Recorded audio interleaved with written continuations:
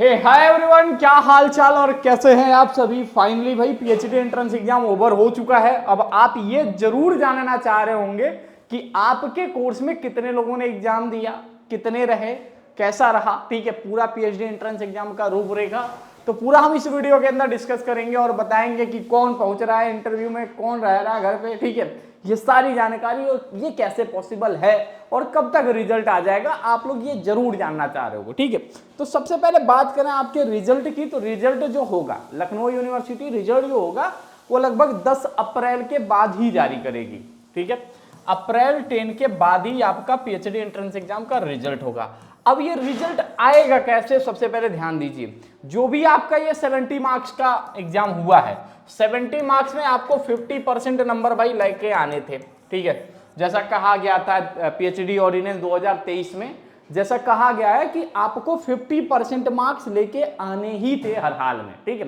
तो अगर जिनका 35 नंबर आएगा उनको भाई इंटरव्यू का कॉल आएगा। ठीक है, उनको इंटरव्यू का कॉल आएगा। ठीक है, अब जिनको लग रहा है, बाकी उसके पहले ना आपकी आंसर की आएगी और ना आपको पता चलेगा कि आपका कितना नंबर सही है। ठीक है, ये पूरा जो होगा, जैसे इंटरव्यू कॉल आएगा, जिसका 35 मार्क्स से ज्यादा है उन्हीं को सिर्फ इंटरव्यू कॉल आएगा। उस इंटरव्यू के पहले आपको कोई जानकारी नहीं होगी कि आपके कितने नंबर आए हैं, कितने क्वेश्चन सही हैं, क्या है क्या नहीं है। ठीक है, तो अब 35 नंबर जब आ जाएगा आपका, तो तभी मतलब एक पूरा सीट जारी होता है, उसमें नाम रहता है, रोल नंबर रहता है और फादर्स नेम रहता है, बाकी कुछ नहीं, कोई डिटेल नहीं रहता। ठीक है, तो उसके बाद से यूनिवर्सिटी बुलाएगी। लेकिन अगर सपोज करिए कोर्स से कम सीट है, ज्यादा सीट है, तो यूनिवर्सिटी ने ऑफिशियली हमें क्या किया था, 29 सीटों का ब्यौरा हमें दिया था। ठीक है, 29 सीटों का ब्यौरा दिया है कि उस कोर्स में कितने लोगों ने एग्जाम दिया है और कितना कंपटीशन है। ये रात को मैं 2 बजे सर्वे रिपोर्ट, मतलब हमने कहा कि अब एक साथ ही करते हैं और लोगों को बताते हैं सिलेक्शन के क्या चांसेस है, कैसे हैं। तो ये रात को मैं कितने बजे टाइम वर्क्स, और ये हो गया पीएचडी एंट्रेंस, ये देखिए 12:53 तक हमने अपना सर्वे कंप्लीट कर लिया। मतलब ये हमने ही सीट बनाया है, अभी आपको बाहर इधर उधर मिल जाएगा, मतलब इससे कोई दिक्कत नहीं है, कोई ये कॉपीराइटेड वाला चीज़ नहीं है। ठीक है, अब थोड़ा आपको ये दिखेगा नहीं बोर्ड पे। ठीक है, कैमरे का सेटअप ही ऐसा किया गया है कि जो वाइट बैकग्राउंड की चीज़ें होती हैं वो नहीं दिखती हैं। तो यहाँ पे अगर बात करा जाए मुकाबले की कि किसका कितना मुकाबला है, क्या है, फिर भी मैं आपको पढ़ के बता देता हूँ। देखिए, हिंदी में टोटल लखनऊ विश्वविद्यालय के मेन कैंपस में, मेन और अफिलिएटेड कॉलेज पूरा मिला के भैया 103 सीट है और 630 लोग एग्जाम दिए, 630 स्टूडेंट एग्जाम दिए हैं और 103 है। लड़ाई कितना है हिंदी सब्जेक्ट में, तो भाई 6 लोग एक सीट पे आपके साथ मुकाबला कर रहे हैं। वहीं इंग्लिश में बात करें तो टोटल 327 लोगों ने एग्जाम दिया है और मात्र 44 सीट है पूरा मिला के। तो यहाँ पे लड़ाई अभी 7 सीटों का है।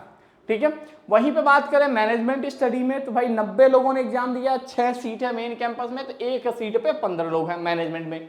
होम साइंस में बात किया जाए तो भाई 99 लोग केवल एग्जाम दिए हैं, सिलेक्शन सिर्फ 7 का ही होना है। तो अगर एक सीट पे लड़ाई की बात करें जाए तो भाई 14 लोग हैं। वहीं पे बायोकेमिस्ट्री में 56 सीट है तो 12 लोगों ने 12 सीट है तो 56 लोगों ने एग्जाम दिया। यहाँ पे 4.61 मतलब 5 सीटों पे लड़ाई है। एंथ्रोपोलॉजी में भाई 3 सीटों पे लड़ाई है, कैंपस में 7 सीट है और 16 लोगों ने एग्जाम दिया है।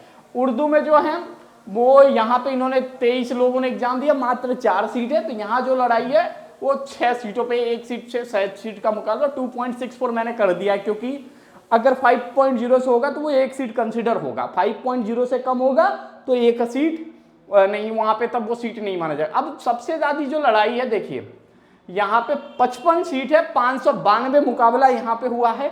कौन सा है ये, पॉलिटिकल साइंस में एक सीट पे भैया 11 लोग दावेदार हैं, एक सीट पे 11 लोग दावेदार हैं। किस पे, पॉलिटिकल साइंस पे। जूलॉजी में एक सीट पे 4 दावेदार हैं। ज्योग्राफी में एक सीट पे 13 लोग दावेदार हैं। ठीक है, अगर वहीं पे बात किया जाए संस्कृत में 66 लोगों ने एग्जाम दिया तो एक सीट पे 2 लोग दावेदार हैं। स्टैट में 39 मतलब 4 लोग हैं एक सीट पे। अप्लाइड इकोनॉमिक्स 23 सीट है और टोटल 78 लोग हैं, यहाँ पे 4 से मुकाबला है। मास कम्युनिकेशन में भाई 16 लोग एक सीट पे है, 32 ने ही एग्जाम दिया। लाइब्रेरी साइंस में 7 से ही मुकाबला है कि भैया 4 सीट है, 29 लोग एग्जाम दिए हैं। अरबिक में देखिए, अरबिक में टोटल 2 सीट है और 6 लोग हैं, तो यहाँ 3 सीट पे है। एजुकेशन में भैया 335 ने एग्जाम दिया, मात्र 44 का सिलेक्शन होना है, तो कम से कम 7 लोग दावेदार हैं। और वहीं पे बात करें सोशोलॉजी, तो सोशोलॉजी में टोटल 307 लोग एग्जाम दिए, 59 मतलब सीटें हैं मेन कैंपस में। और वहीं पे बात करें इकोनॉमिक्स में, तो इकोनॉमिक्स में टोटल 163 लोगों ने एग्जाम दिया, 38 सीट है मेन कैंपस में। लॉ में देखिए 451 लोग एग्जाम दिए और 70 सीट है भाई पूरा मिला के, तो ये एक सीट पे 6 लोगों का मुकाबला है लॉ में, ठीक है। फाइन आर्ट पे बात करें तो फाइन आर्ट में 26 ने एग्जाम दिया, 4 ही सीट है। कॉमर्स में भाई 310 लोग एग्जाम दिए हैं और मेन कैंपस में 26 सीट है, ठीक है। साइकोलॉजी में भाई टोटल यहाँ पे 115 ने एग्जाम दिया, 13 सीट है। बॉटनी में 187 ने एग्जाम दिया, 40 सीट है। और मिडिवल एंड मॉडर्न हिस्ट्री में 190 ने एग्जाम दिया, 16 सीट है, ठीक है। तो अब ये रिपोर्ट कार्ड क्या होगा, अब रिपोर्ट कार्ड जो होगा ये आपके रिटन एग्जाम के रिजल्ट के बाद बदल जाएगा, ठीक है। रिटन एग्जाम के बाद बदल जाएगा। अब जिन कोर्सेज का नहीं दिया है गया है, तो ऑफिशियली यूनिवर्सिटी ने मीडिया में इसकी कोई इंफॉर्मेशन नहीं दी है कि भैया केमिस्ट्री में कितने लोग एग्जाम दिए, और कोर्सेज में जिनमें भी आप पढ़ रहे हो उसकी इंफॉर्मेशन यूनिवर्सिटी ने नहीं दिया है। सिर्फ और सिर्फ ये 29 कोर्सेज के दिए थे ऑफिशियली कि किस कोर्स में कितने बच्चे एग्जाम दिए हैं, और ये जो लड़ाई वाला सीख है ये हमने निकाला है, और ये प्रेजेंट यूनिवर्सिटी ने दिया है और ये यूनिवर्सिटी के वेबसाइट से लिया गया है, ठीक है। तो ये ऑफिशियली मतलब ऐसा मत मानिएगा कि हाँ यूनिवर्सिटी ने प्रेस रिलीज जारी कर दिया। प्रेस रिलीज यूनिवर्सिटी ने अपने जो देना था वो ईमेल के फॉर्मेट में दिया था, हमने इसे चेंज कर लिया है, ठीक है। अब आगे की लड़ाई थोड़ी लंबी है, अब इस लड़ाई को लड़ने के लिए आपके पास थोड़ी हिम्मत होनी चाहिए। अब आप करो क्या, सिलेक्शन कैसे होगा, मतलब क्या करो। देखो आजकल के जो टीचर हैं वो, अब मेन गेम जो होगा वो इंटरव्यू का होगा, ठीक है। आपके पास जेआरएफ है, आपके पास नेट है, आपके पास कुछ भी नहीं। अब अगला मैटर क्या करेगा, देखो जेआरएफ है तो 7-8 नंबर फिक्स है उनका, नेट हो तो 3 नंबर कम से कम फिक्स है, कुछ भी नहीं है तो भैया 20 नंबर की लड़ाई आपको लड़नी है, ठीक है। ये टोटल 30 नंबर का गेम है। 30 नंबर में 10 नंबर का पूरा गेम यहाँ पे नेट जेआरएफ और नॉन नेट में खत्म हो जाता है। और यहाँ पे 20 नंबर का जो गेम होता है, 20 नंबर में 10 नंबर रिसर्च प्रपोजल, ठीक है, 5 नंबर प्रेजेंटेशन और 5 नंबर क्वेश्चन के मिलते हैं। ये 30 नंबर आपको 20 नंबर आपको मिलते हैं। तो 20 नंबर में अब एटलीस्ट आप कैसे ज़्यादा करो, किस तरीके से करो, तो सबसे पहले क्या आपका प्रोसेस होगा, क्या रूप रंग होगा, तो कोशिश करिए कि ऐसे टॉपिक चूज करिए जो नया हो, रिसेंट का हो, डेटा उस पर काम ना हुआ हो, ठीक है।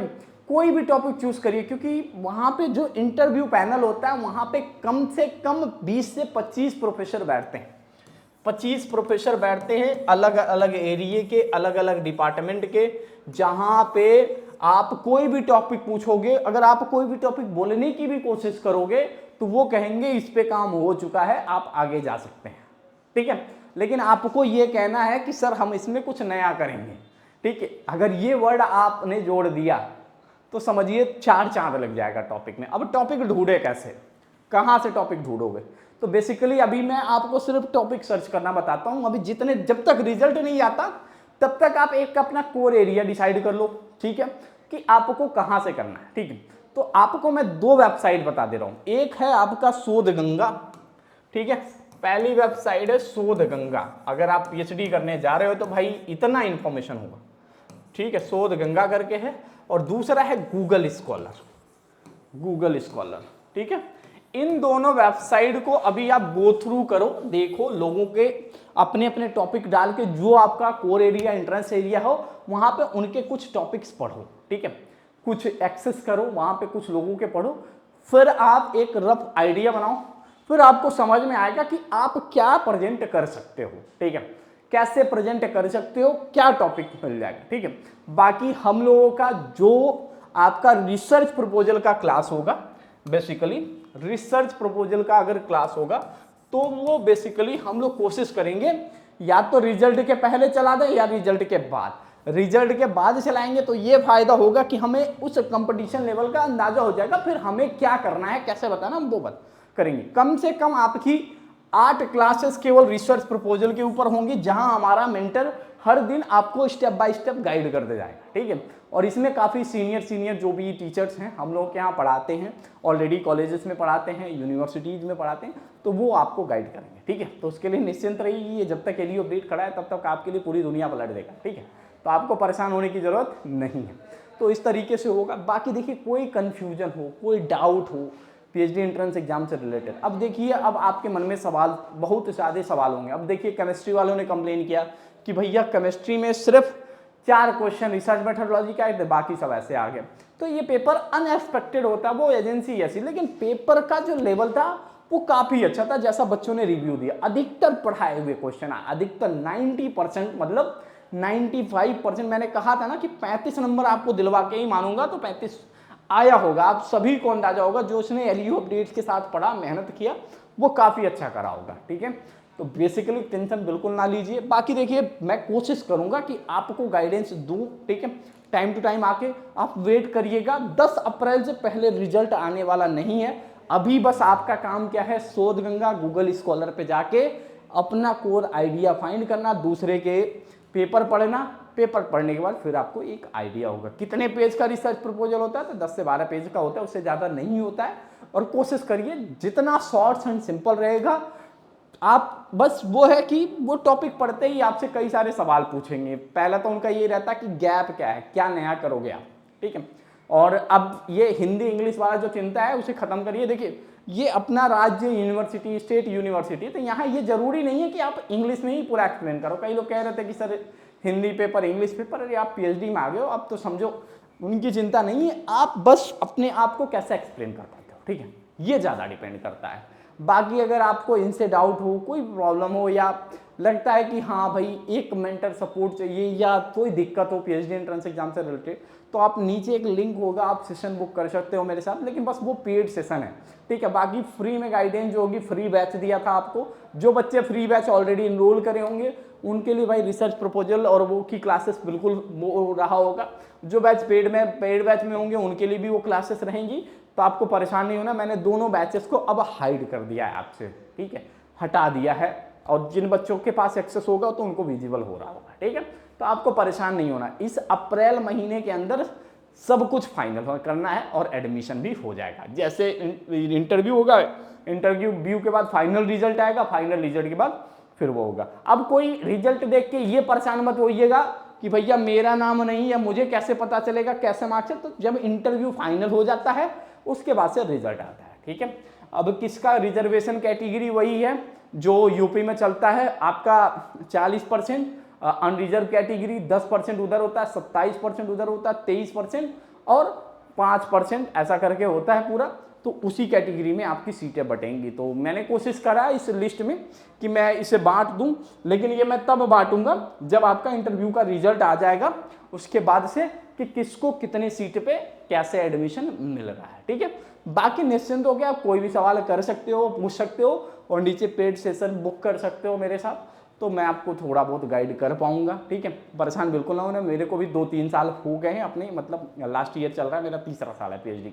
बाकी हमारे साथ के जितने भी लोग हैं वो सभी स्कॉलर ही हैं जो आपको यहाँ गाइड करे होंगे, पढ़ाए होंगे, और हमारे खुद के टीचर जाके एग्जाम में अपीयर हुए, वो भी ऑलरेडी स्कॉलर ही थी, ठीक है। हमने जो पेपर, जो हमारा कोर एरिया का सब्जेक्ट था, उनमें हमें एग्जाम दिलाया ताकि मुझे एक क्वेश्चन पेपर का आइडिया हो जाए, ताकि आगे साल काम हो जाए, ठीक है। तो thank you so much for watching this video. अगर वीडियो पसंद आई तो भाई दोस्तों के साथ शेयर जरूर करिएगा। कोई डाउट हो तो इस नंबर पे आप मैसेज करके पूछ सकते हैं, 8400122296। इस नंबर पे आप हमें जरूर पूछेगा। तो thank you so much for watching this video.